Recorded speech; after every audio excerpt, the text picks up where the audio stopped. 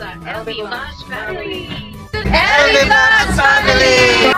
LB Plus Family! LB Plus Family! LB Plus Family! LB Plus Family! LB Plus Family! Yay!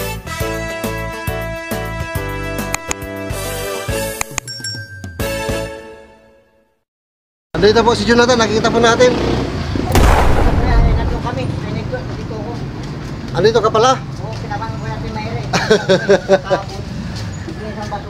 Hello po, Ate Mayra. Magandang hapon po. Pupo kayo, makalat. Okay lang po. Ba't iniwan mo si nanay doon, Jonathan? Eh, magkano na ako magbibisa ko dyan sa gusto na naan eh. Magano ka? Ah, magbibis ka sana. Oo, tapos nakita ko sa atin Mayra. Yun, pinanood ko muna kasi wala akong cellphone. Opo ka man. Pati nga yung sa atin, papanood ko na sana eh. Oo. Hindi na ako nakita yung body. Oo. Pero pa isang vlog. Cellphone mo na yan. Hindi, Cellphone mo. lahat ni Mayra. Saan ka dati nakatira? Dito.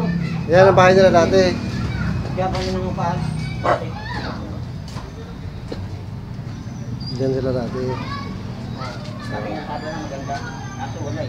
Okay lang ba makuhanan ka? Sige po, nandiyan ako. Bakit? Tanong lang naman, te. Hindi naman tayo seryoso. Chill lang. Sige po. Sa inyo nang upahin sa inyo, Jonathan po. Dati, Ngayon? Ay, hindi na ba? nakagantang pa po sila muna sa Ay, saan mo ba sila nakatira dati? Ay, yung pinaka-recent. Saan ka nakatira? Hindi po kalati Jenny Banda. Yung pala yung tinitira niya dati, hindi dito. Hindi dito, te. Hindi yung una, yung parang upan namin doon, te.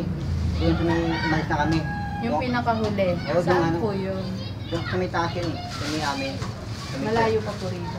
Malayo. Doon banda sa akin na makita. Doon sila. Doon sa pinapwestuhan ni nanay mo, malapit doon? Oo, doon. Okay, pwede ba mapuntahan niya Sabi ko nga siya pupunta.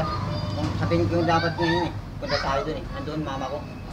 Sige, kaya panood natin. Ayun naman pala, akala namin dito siya huling nakatira.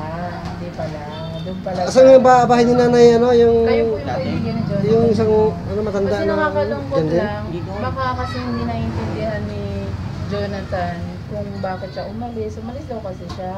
Kung pinaalis, hindi naman daw pinaalis. Hindi, ang totoo po niyan sila talagang umalis. Diba? Pinalak nila yung pintuan doon. Kasi nga, akala nila pupunta si ano, akala nila pupunta si ka-business kasi ayaw nga nila sumama doon sa may, yung It's for the agent ba yun? Dadalay nila. Home for the aged. For the agent, ayaw po kasi nila sumama. Kaya na ano, malis doon. Tapos pinalak nila sa may-ari kay Ate Jenny na lock na. Pag nagmamalaki nga si ano eh, silang dalawang mag-ina, si Jonathan sa mama niya. Kayo po yung kaibigan ni Jonathan, no? Oo, kaya nainis ako dyan eh. Kaya hindi mo inisip yung mama mo, eh kung hindi kayo umalis doon, baka pwede babayaran yung upan nyo, di ba? Siyempre may yasi ka business, na pinatira doon, tapos di nila cargo, di ba? Eh umalis sila. Kasalanan na nila bayad yun. pa Oo, sa kanila naman. talaga. Sa kanila Bayad pa mag-ina. naman, umalis sila. Ay, hindi May- na po. Pero may Kasi, deposit pa ba? ano, Wala na po, nagamit na sila. Ginamit Kaya na deposit. umalis na sila Jonathan kasi wala na nga daw magbabayad ng utang. Eh, baka syempre na aksidente si Gornok. Si Gornok, baka busy, di ba? Eh, hindi niya naiintindihan niya. Eh, kaya yung gusto nila, eh di binigay yung gusto nila. Tsaka di naman sila pinapaalis yata doon. Hindi po, napakabait po ng may-ari na yan, Ate Jenny. Napakabait niyan, hindi... Kaibigan nyo rin po, yung Jen. Opo, ayun o, yung may-ari nito. Siya po yan. Ayun, yung mga paupahan niyan. Papahan niya. Pati yun, siya po ang may-ari niya. Kaya, nasa kanila talaga yung problema. Kasi, tama din sa kalsada din po sila tumira. Alam niyo kung bakit. Wala nang nagko-complain na maglinis, di ba? Tamad naman siya maglinis eh. Kaya kahit may bahay naman sila, hindi naman sila naliligo. Ay, tubig na ayaw maligo. Ay, yan sa kalsada. Mas dapat, di ba? Mahirap nga po yun. Actually, kawawa yung nanay. Oo. O, pinagtatawanan ka ng kaibigan mo. Okay lang yan. Tawa-tawa ka pa dyan. Okay lang yan. Buti ikaw kaya mo, si nanay hindi. Kawawa doon sila. No? Kasi useless din yung pagkakagawa nila ng bahay. Ayaw maglinis.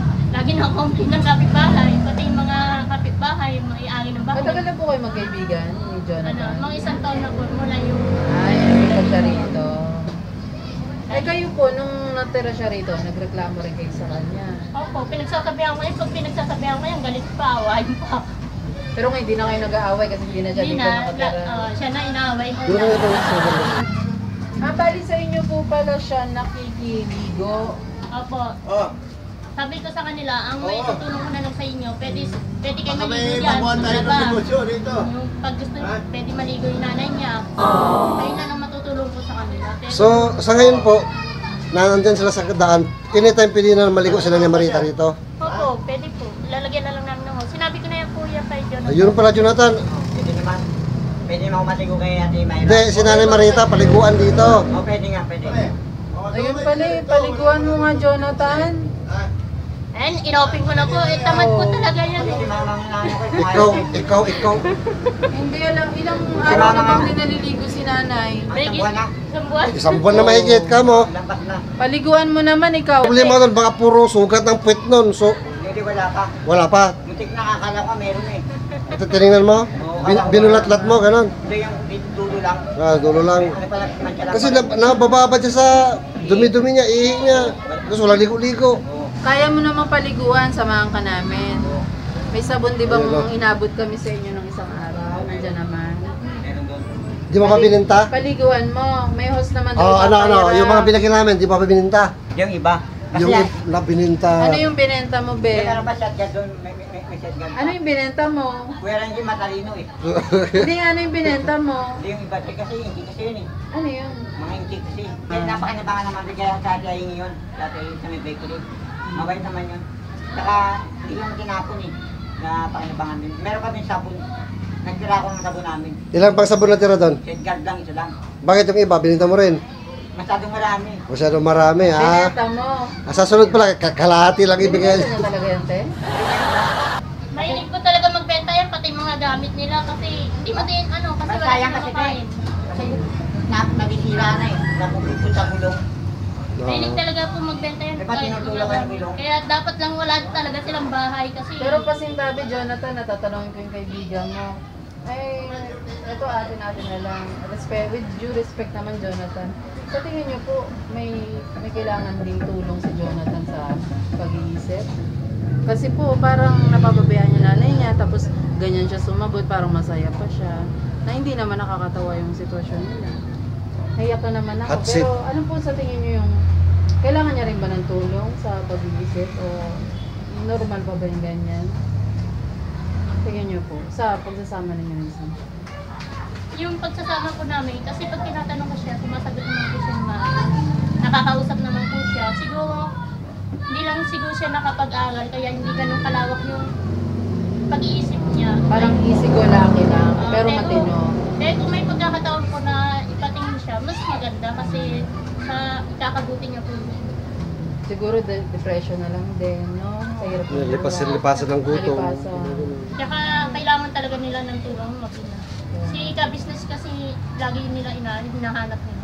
Mahal nila si ka-business kahit si Jonathan, kahit ganun-ganun sinasabi niya kay ka-business. Mahal nila si ka-business, lagi niya pinakain. Hinahanap nila kaya kahit anong tulong dumating sa kanila, ayaw nila parang hinahanap nila si ka-business. Parang may tatak na si ka-business sa kanila. Oo. Kasi masaya-masaya sila lalo na pag binibigyan sila ng pera. Masaya sila mag-ina. Ano yung nasasabi, pero kung magsasaga ka pa talaga at may pasensya pa, sige na lang, Mabait naman po siya. bigay na natin. At least, Kawawa din kasi. hindi tulad ng iba na warsyak, mga makukulit. Hindi mo, Sabi dyan, galitin. ikaw lang. Yung ano ko po, Partner mo. ko. May paupahan kami, nangungupahan din kami. Hindi din namin magamit yung paupahan na yun kasi nakapasok na po ba kayo sa loob? Hindi Pasok po kayo sa loob. Pasok Hindi po. po itsura. Para makita mo si Jonathan doon. Bakit po? Ano po, bakit din nyo na po mapaupahan? Tumutulo na kasi yan. Ginagawa ko na lang sa labahan eh. Marami na kayong naririnig na negative ni Jonathan. Di ba po? Eh, sabi nyo nga po kanina, hindi lang nila nakikita. Ano po yung sinasabi nyo kanina? Hindi lang nila nakikita. Hindi nila nakikita yung positive ni Jonathan po, negative nakikita nila. Pag nakasama mo si Jonathan, ano yan? Napakabuting tao, napakabuting anak. Bira na lang yung tao yung mag-aalaga sa nanay, di ba? Lalaki si Jonathan, di ba? Tapos ano pa, nanay niya disabled. Yung iba yan, iniwanan na nanay niya, di ba? Pero siya, sinusubuan niya, nanuhan niya. Ayun lang nga, may negative siya kasi nobody's perfect naman hindi niya, yung kalinisan talaga, doon siya talaga hirap. Kasi lumaki sila sa basura. Pero ako lang po, may alam mo ba kayong kapatid si Jonathan? Ay, wala ka mag-anak. Mula ng isang taon nag-stay sila rito. Ano na lang? Wala. Opo. Hindi ba na niya nakwento? May mga kapatid siya o mag-isa lang siya? Na anak niya na. May kapatid po daw siya yung namatay. Ayun lang yung kuya niya, ayun lang po niya ikwento. Ang sitwasyon niya. Mahirap talaga ako sa mahirap. Pero ano talaga kung makabaan talaga ng pasensya at tagaan. Opo. Kasi dati nakilala ko yung si Jonathan, hindi lumalabas ng bahay. Pero ngayon nag-iipag na siya, lumalabas na siya ng bahay. Nakipag-usap na. Nakipag-usap na. Dati hindi ko nakakausap yan eh. Nag-i-improve siya, ibig sabihin. May nade-develop sa kanya. Mabagal lang talaga. Oo. Di ba, sir? Opo. Dati hindi Tsaka lumalabas laging galit siya. yan dati. Oo. Introvert siya, homebody na tao, gano'n. Tapos ano, pag kinausap mo, laging galit niya. Pero ngayon, nabibiro ko na, di ba? Minsan sinatabihan ko pa nga baliw. Na, yung anuhan namin. Biruan ko. Opo, pero biro lang yun sa kanya. Alam ko naman ano. Kasi magkaibigan na rin kayo. Kaibigan ko po yan, kahit mabaho yan. Kumbaga sa pagkatao, sa puso ni Jonathan, mabuting tao siya. Ah. Yun nga lang, may pagkatamad. Kung titignan mo, kung sa negative positive, mas maraming positive ni Jonathan. Sa tingin niyo lang po, kung wala pong lumalapit na vlogger sa kanya, paano yung tanghalian nila kapag na araw-araw? Yung mga nakaraan po, mula nang umalis sila sa bahay. Ano po, madiskarte yan si Jonathan eh, pumunta sa bahay-bahay. Minsan dito, kay Ate Jenny, binibigyan sila kahit madiskarte yan. Minsan nagboboting po siya. Mga lakad. Minsan may nagbibigay sa nanay niya mga limos. Ganun po. Tapos yung nakagano wala silang pagkain, binenta niya na yung mga gamit nila kasi wala silang pangkain. Buti may mga bumibili talaga pag binenta niya. Opo, may bumibili po kasi mura lang. Kasi yung mga bumibili, parang mas sinasamantala nila, di ba? Ganun naman, di ba? Mura eh. Mura lang, pero hindi nila naisip na ay binenta na tayo kasi Kailangan. pinigyan na lang nila ng pangkain. Pero wala tayong magawa, ganun buhay. Kahit nandun yung katotohanan na sayang yung mga gamit, binenta niya, nandun talaga. Sabi nga raw po ng karamihan sa nabasa namin sa comment, magbanat siya ng buto. Bakit po kaya hindi siya makapagtrabaho kahit tagahugas lang dyan, mga ganyan. Sariling sikap niya kung madiskarte talaga po siya. Paano po siya magbabanat ng buto? Yung nanay niya nga. Hindi niya maiwan. Oo, tsaka hindi niya masabi kasi, di ba, hindi natin masabi, di ba? In case of emergency, di ba? Kaya hindi siya makapagtrabaho talaga kasi wala nag-ano sa nanay niya. Lagi niya inaalala niya. So mas maganda po sa tingin niyo na mapunta na po yung nanay niya sa home for the aged. Sa tingin ko po, mas maganda po yung ano yung gusto nila kasi kasi yung buhay, maiksi lang yung buhay natin, di ba? Enjoy life na lang. Kasi pag dinala sila doon, ayaw na talaga po nila. Baka mas Ayaw ni mapadali nanay sila. mismo. Oo, dalawa sila ayaw din ni Jonathan. Mas maganda po talaga kung bibigyan na lang sila na maliit na bahay, tapos magkasama sila. Mas masaya silang gano'n. Alalayan na lang. Marami po nagsasabi na kaya hindi pumapayag si... opinion lang po ito ng mga nag-comment. Kami nagbabasa lang din eh. Ang sabi nung nag-comment, kaya niya hindi pinapayagan dahil ginagamit niya yung nanay niya. Sa pamamalimos. Sa pamamalimos, sa pagmamakaawa, para hindi siya magtrabaho kasi kaya pa naman daw niya magtrabaho. Kasi kung nasa home for the aged, pwede na siyang magtrabaho kasi may titingin na sa nanay niya. Ano pong opinion niyo doon? Napakahirap po ng ginagawa ni Jonathan. Mag-alaga ka lang nga, di ba? Napakahirap nga, bata lang nga, lalo pa yung nanay niya na. Di talaga siya makapagtrabaho kasi nga yung nanay niya. Pero Tsaka hindi niya ginagamit yung nanay niya para ano. Kasi si Jonathan, iniiwan niya yung nanay niya doon, tapos siya dumidiskarte. Minsan pumunta dito, dumidiskarte. Minsan nangangalakan. Hindi kasi nila nakikita yun behind the camera. Ayun talaga yung reality. Kaya nakikita nila na kaligayahan niya ng nanay niya yung mamalimos eh. Ayun na lang yung gusto niya kasi hindi nga siya makalakad, di ba? Nakakakita siya ng iba't ibang tao. Oh, masaya Siyempre, sa may purpose ganun. naman yung pagtambay niya, namamalimos siya, di ba? Masaya kasi si nanay pag nasa daan siya eh. Oo, kasi pag nasa loob ng bahay niya, nagpapalabas din yan eh, kagad. Kaya minsan nagagalit sa yung mata. Bagay mainit ka sa loob ng bahay. Gusto niya sa labas kasi nakakita siya ng mga sasakyan, mga tao, nakikita niya yung mga dati niyang kaibigan. Ayun talaga ang camera. niya. Kahit kung bibili kang gatas, napakalayo mo pa. May tindahan naman dyan. Nangangalakal siya, madiskarte. Hindi nila nakikita yun. Nakikita nila yung pogo dumi, di ba? Gano'n naman eh, di ba sa isang tao. Kung negative nakikita nila kasi walang pera. Di ba pag nahihirap ka, lalo ka pa ida-down, dapat inaangat nila eh. Ayun yung mga taong dapat tulungan kasi kahit hindi niya iniiwan yung nanay niya, bihira na lang yung taong katulad niya, di ba? Yung iba nga dyan, mayayaman, inaalagaan pa yung nanay nila. Pinapadala nila sa yung babayaran nila, di ba? Hindi nga nila maalagaan, di ba? Kaya si Jonathan, hindi niya iniiwan. Lalaki pa siya, di ba? Mahal na mahal niya. Talaga?